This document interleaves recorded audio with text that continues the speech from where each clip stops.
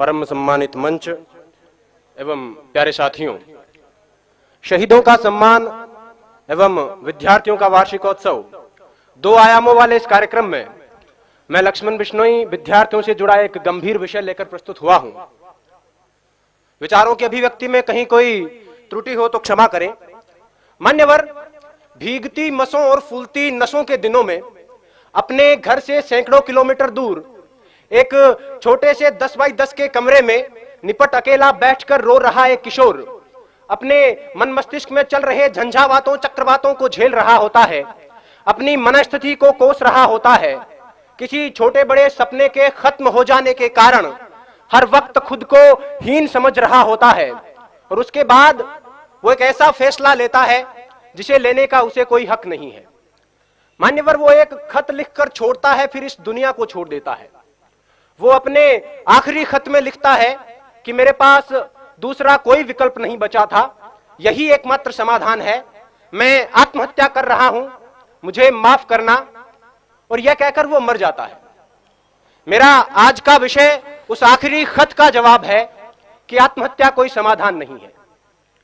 मान्यवर, सोचिए, जरा सोचिए, किसी कमरे में एक पंखे से एक रस्सी बंधी हुई है, उस पर एक लड़का लटक रहा है, उसके निर्जीव शरीर के निर्बल और शक्तिहीन हाथ पैर हवा में झूल रहे हैं, आंखें फटी हुई है, गर्दन की नसें टूट चुकी है और गालों पर आंसू की कुछ बूंदें सूख कर जमी हुई है।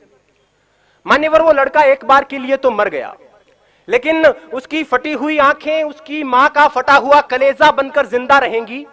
उसकी गर्दन की टूटी हुई नसें उसके बाप के दिल के टूटे हुए वो तार बनेंगी जो अब कभी झंकृत नहीं होंगे।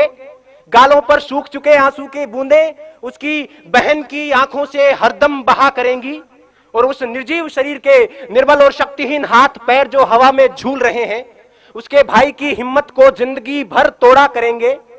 और एक अल्पकालीन आवेश के कारण लिया गया उसका यह निष्ठुर निर्णय उसके जैसे लाखों युवाओं को इस तथा कथित समाधान के लिए प्रेरित करेगा।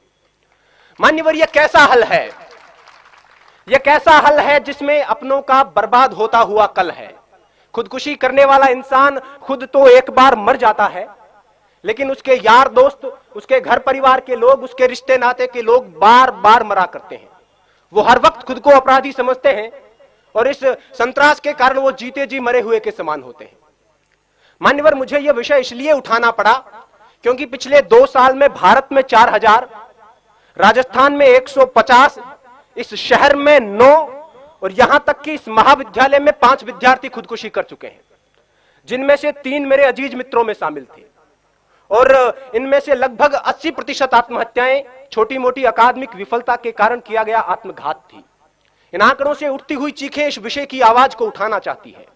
डॉक्टर्स और मनोवैज्ञानिकों का यह कहना है कि अगर उन तक सही वक्त पर किसी प्रकार की मदद, सहानुभूति और मार्गदर्शन पहुंचता तो उनकी जान बचाई जा सकती थी।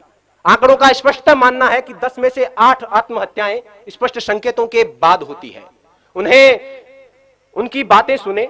हमारे आसपास में हमारा यह नैतिक दायित्व बनता है कि जो हमारे आसपास में मानसिक तनाव से, मानसिक दबाव से ग्रसित लोग हैं, उनकी बातें सुने, उन पर विश्वास जताएं, उनकी हिम्मत बढ़ाएं। आत्महत्या मनचाही मौत नहीं है, यह अनचाही मौत है। मरना उन्हें भी अच्छा नहीं लगता, लेकिन घबराकर एक क्षणिक आवेश में यह निर्णय ले लिया जाता है। उन्हें यह बताएं कि यह कोई समाधान नहीं है। अब तो घबराकर यह कहते हैं कि मर जाएंगे, मरकर भी चैन नहीं मिला तो किधर जाएंगे। सही वक्त पर उन तक पहुंचाया गया मानसिक प्रोत्साहन उनकी जान बचा सकता है। जो खुदकुशी करना चाहते हैं उनके लिए मेरा यही संदेश है कि जब कभी यह लगने लगे कि अब तो बस आत्महत्या ही एकमात्र उपाय है, खुदकुशी ही एकमात्र समाधान है, तब अपनी आंखें बंद करके अपनी भविष्य दृष्टा कल्पना शक्ति से अपनी मौत का मंजर देखिए।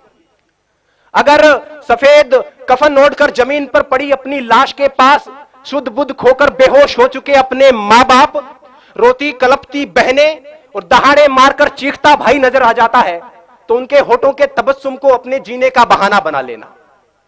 अपने शोक, अपने सपने जो आपकी मौत के साथ किसी और मायने में पूरे हो रहे हैं, उन्हें पूरे करने को अपने जीने का बहाना बना लेना। अपनी कला को विस्तार देने को, आगे के जीवन को निहार लेने को, दूसरों को उपकार देने को कोई भी बहाना बना लेना। जीने के बहाने लाखों हैं।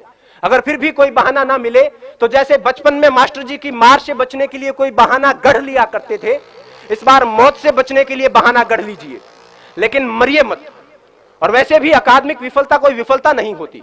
विश्व नायक माने जाने वाले लोग कभी अपने अकादमिक क्षेत्र में सफल नहीं हो पाए थे। जिंदगी यहीं तक नहीं है, सफलता का पैमाना सिर्फ यही नहीं है। Mahatma Gandhi, Gurudev Rabindranath Tagore, Thomas Alva Edison, Newton, Steven Spielberg, Mark Zuckerberg, Sachin Tendulkar, Bill Gates अपनी स्कूल कॉलेज की परीक्षाओं में कभी सफल नहीं रहे थे, लेकिन जीवन में अपने अपने क्षेत्र में उत्कर्ष तक पहुंचे, पराकाष्ठाओं तक पहुंचे। अतः छोटी मोटी विफलताओं को दिल से ना लगाएं, छोटे मोटे सपनों के पीछे जीवन बर्बाद न करें। गोपाल दास नीरज जी की पंक्तियां हैं कि छिप छिप अश्रु बहाने वालों, छिप छिप अश्रु बहाने वालों, मोती व्यर्थ लुटाने वालों, कुछ सपनों के मर जाने से जीवन नहीं मरा करता है। सपना क्या है? सपना क्या है? नयन सेज पर सोया हुआ आंख का पानी, और उसका टूटना जूं जागे कच्ची नींद जवानी। गीली उम्र बनाने वालों, डूबे बिना नहाने वालों, कुछ पानी के बह जाने से सावन नहीं मरा करता है। चंद खिलौने खो जाने से बचपन नहीं मरा करता है। कुछ दीपों के बुझ जाने से आंगन नहीं मरा करता है। कुछ मुखड़ों की नाराजी से दर्पण नहीं मरा करता है। कुछ सपनों के मर जाने से जीवन नहीं मरा करता है।